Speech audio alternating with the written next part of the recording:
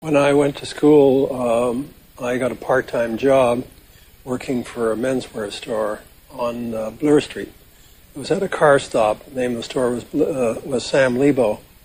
And I was really hired to fill in stock, vacuum the floors, wash the windows.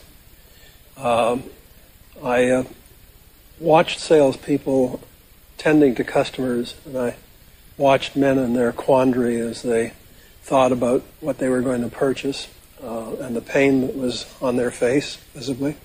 And I became infatuated with the idea of interacting with customers. One day there was an article in the window which was a cashmere sweater, and this wasn't the type of store that carried that type of merchandise. But there was a very narrow, shallow, rather, vestibule, and the sweater was pinned up on the wall, and customers would stand waiting for a streetcar, and they'd look behind them and see the sweater on the wall, and with this very shallow vestibule, without sticking their head into the door, they would just ask the staff, how much is that sweater? The door was open, you see. And they would say $75, and the customer would recoil. And that was kind of the end of that encounter. So I saw this happening, and one day while I was cleaning up stock and what have you, a customer stuck their head in the door. One of the salespeople was busy at the till. Another had gone to the washroom. Another was out for lunch. And another had left the floor for whatever reason. And the customer asked me, how much was that sweater in the window?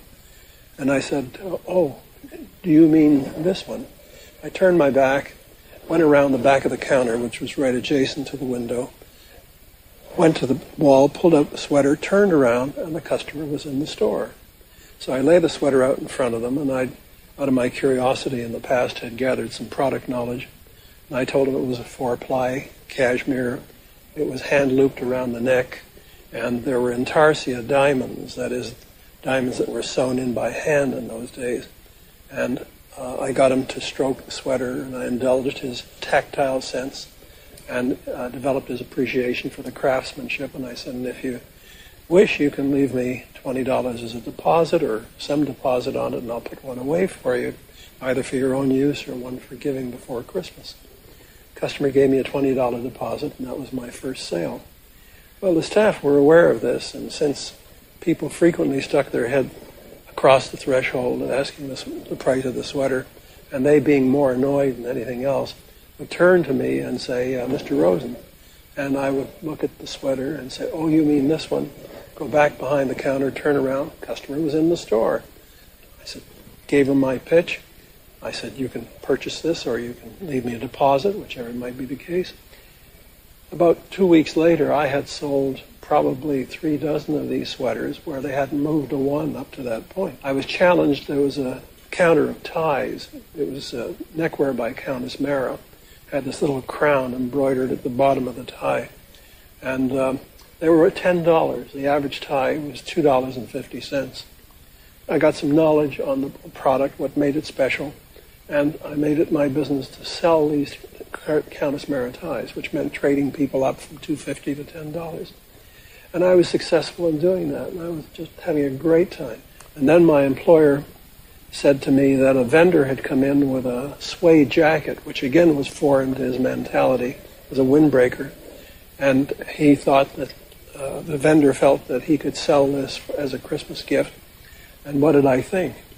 And I said, Sam, you buy it, or rather put it in the store, and I'll sell it. So he put them in the store downstairs and put one in the window. There was a circular staircase that went downstairs, and the jacket was pinned up on the wall without a price tag, and the customer looked in and asked the price of it. And there I am. I say, oh, you mean this one? Turn my back. Now I go down a circular stairway onto the bottom of the floor, turn around, customers inside the store. I put the sweater on. I had him stroke the material. I told him of the animate qualities of suede and how as it aged it became an old friend.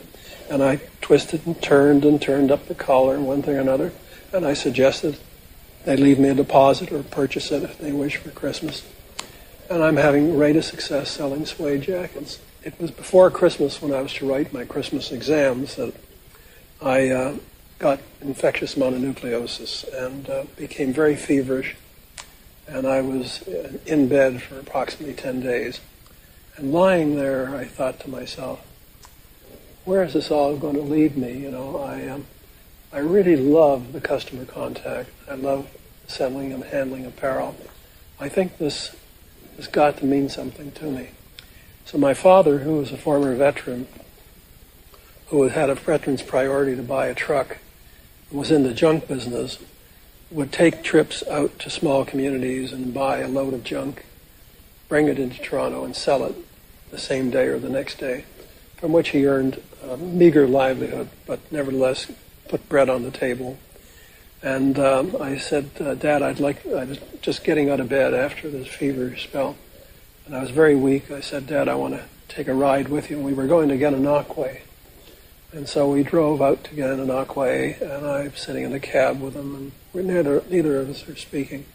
And finally I said to my father, Dad, I think I want to have a store of my own. And my father didn't say anything. We drove back to the city, and I went out looking for a location. In any event, that's the beginning of my retail adventure.